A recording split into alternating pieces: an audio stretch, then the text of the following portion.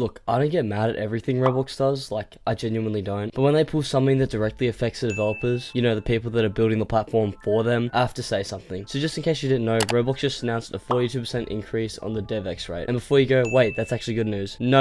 Just trust me on this one. We need to talk about what this actually means, and who it actually applies to, and why I think this is one of the most sneaky things Roblox has done in a long time. On the surface, it sounds great, but in reality, it's actually kind of bad. Real quick, for those people who don't know, DevEx, or Developer Exchange, is basically how developers on Roblox actually get paid. When players send Robux in your game on Game Passes, items, and subscriptions, those Robux convert into real money through DevEx. Before this update, the rate sat at $0.0038 per Robux, so for every 100 Robux spent in the game, you were making about 38 cents. And now after this update, certain developers will be able to make up to 54 cents per 100 Robux. That's a 42% jump, and on paper, that's significant. To put it in perspective, in 2025 alone, Roblox paid out over 1.5 billion creators through this DevEx program. And as of just quarter 1 of 2026, these DevEx fees hit 423 million. They're up 50% year over year. So this is real money we're talking about. This platform is massive and the developers deserve more of it. And I'll actually give Roblox credit for acknowledging that. But this is where we start to slow down and read into what they actually wrote. This is the first catch, and I'll admit this one's kind of understandable. The high rate only applies to Roblox spent by US players who are 18 or older and who have been age checked. So not just 18 plus or people lying about their age, it's age checked. Roblox's own data says only about 50% of this platform has completed an age check at all. So right away, you're working with a fraction of your player base. Roblox is justifying this by saying the 18 to 24 age group is growing 50% year over year on the platform and spends 50% more than the under 18 players. And I actually understand the business logic here. If you want developers to make games for older players, you pay them more for it. It's smart, really. But here comes catch number 2, and this one's the one I have a real problem with. To qualify for this high rate, your game must use R15 avatars only. No R6, no classic rigs, full stop. Now, if you know anything about Roblox, you know exactly why this is a big deal. And if you're new here, let me explain what R6 even is, because it matters more than you think. R6 is the original Roblox avatar rig. It's 6 parts, 6 joints, blocky, simple, and iconic. It's been a part of Roblox since its inception in 2006, and it is Roblox pretty much visually. The OG noob, everything you used to see in Roblox back in the day, that's what it is. It's made out of R6. That aesthetic alone is why people love this platform.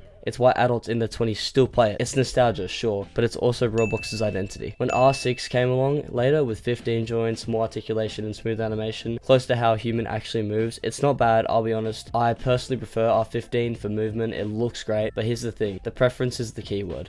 It's supposed to be a choice, and it has been a choice ever since R15 was released. And as we all know, a few months ago, Roblox went through this whole thing where they leaked internal documents suggested they were planning to phase out R6 entirely. The community went absolutely feral, like Creecraft directly asked Roblox on X, are you removing R6? And Roblox responded quickly with a flat no. They posted on the dev forum promising that R6 would remain and that the API would stay intact. That classic clothing wasn't going anywhere. And then they did this. Now, they haven't removed R6, so technically they're keeping the word, but they used a financial incentive for every developer on the platform to just straight up abandon it, because developers, especially the newer ones or ones who want to grow, are looking for that 42% pay increase and make a very obvious business decision. Roblox knows this. Now let's actually go through what Roblox says qualifies you for this rate increase, because it's a lot. They want your game to either have all avatars as R15, use custom human-like rig with 15 or more joints, use a custom non-human rig, they mention quadrupeds, dragons, and vehicles, or have no visible player characters at all, like puzzle games or card games.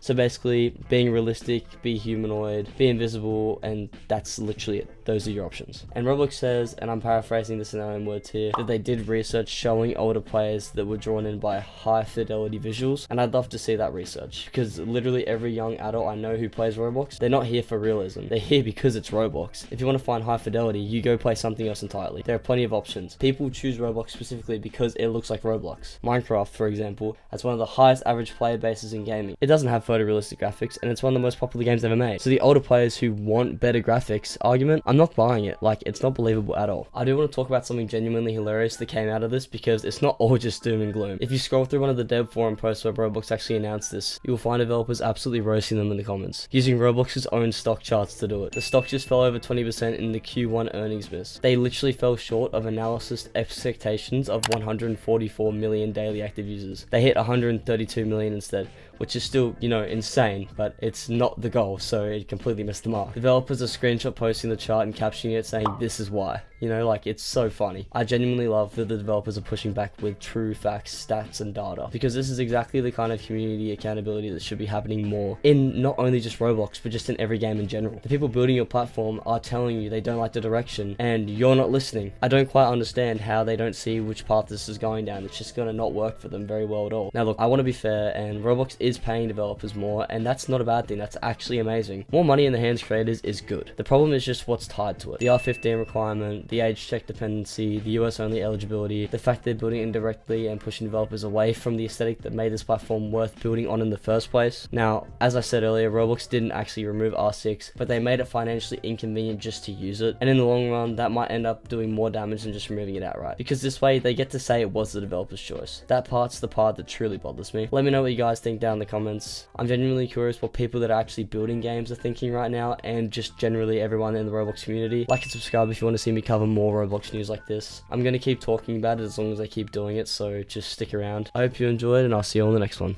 See ya.